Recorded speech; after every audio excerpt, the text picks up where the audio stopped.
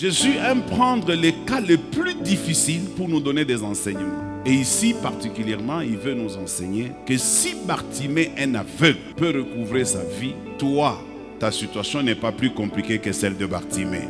Ce que Bartimée a compris simplement, c'est qu'il fallait prendre conscience. La prise de conscience de Bartimée commence par le fait qu'il prend la décision d'aller vers Jésus et de crier vers Jésus. Dans le livre de Jacques, on nous dit, ce ne sont pas tous les aveugles qui étaient en Israël qui étaient guéris. Ce n'est pas tous les aveugles. C'est qu'il y a quelques aveugles qui n'avaient jamais pris conscience. Mais les aveugles qui n'avaient pas pris conscience n'ont pas pu bénéficier de la provision que Dieu nous a déjà donnée. Mais comme Bartimée, lui, a pris conscience, il a recouvré la vie. Il en est de même avec vous et moi. Tout est possible selon notre attitude, si nous prenons conscience ou non.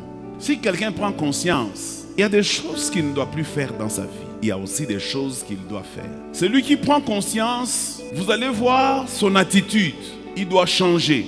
Il doit arrêter certaines choses dans lesquelles il était avant. Bartimée a pris la résolution de changer. Il a dit, je refuse cette vie de mendicité. Je refuse de devenir aveugle à vie. Je ne veux pas mourir aveugle.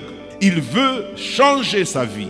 Il veut que les choses ne soient plus comme avant. C'est ça la prise de conscience. Si quelqu'un prend conscience, il arrête ce qui est mal.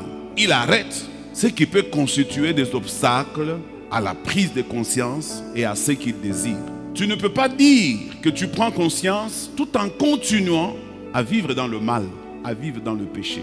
La prise de conscience, c'est ce qui était arrivé à l'enfant prodigue lorsque il a constaté qu'il commençait à souffrir alors que dans la maison de son père, il y avait de la provision. Il dit non, je vais rentrer chez moi. Là au moins, les travailleurs mangent mieux qu'ici. Certes, j'ai offensé mon père. La prise de conscience pousse quelqu'un à se repentir. La prise de conscience pousse quelqu'un à renoncer au péché. La prise de conscience pousse quelqu'un à abandonner les œuvres mortes de la chair.